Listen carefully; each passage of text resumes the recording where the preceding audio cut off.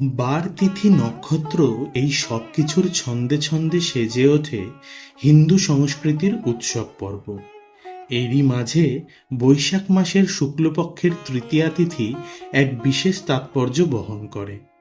এদিন সূর্য, চন্দ্র ও বৃহস্পতি একত্রে প্রবেশ করে মৃগশিরা নক্ষত্রে। এ এক মহাজাগতিক মিলন। সেই কারণেই এই দিনটির নাম অক্ষয়, যার কোনো ক্ষয় নেই। এই তিথি শুধু শুভ নয়, অতি মঙ্গলপ্রদ। এমনকি পাঁজি না দেখেও এই দিনে যে কোনো শুভ কাজ করা যায়। শ্রীমা সারদা দেবী বলতেন, যা না হয় ধনে জনে, তা হয় ক্ষণের গুণে। পুরাণ অনুসারে এই তিথিতেই সমুদ্র মন্থন থেকে আবির্ভূত হয়েছিলেন দেবতা ধন্বন্তরী, অমৃতভাণ্ড হাতে রোগমুক্তি ও আয়ুর্বেদের দেবতা রূপে।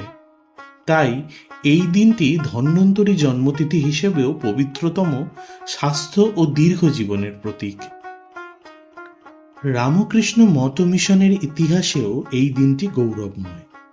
আজ থেকে প্রায় 103 বছর আগে এই অক্ষয় তৃতীয়ার দিনেই জয়রামবাটিতে প্রতিষ্ঠিত হয়েছিল শ্রী শ্রী মায়ের মন্দির, যা আজও ভক্তির এক দীপ্তময় আলয়, মায়ের মাতৃত্ব ও করুণার চিরন্তন স্মারক।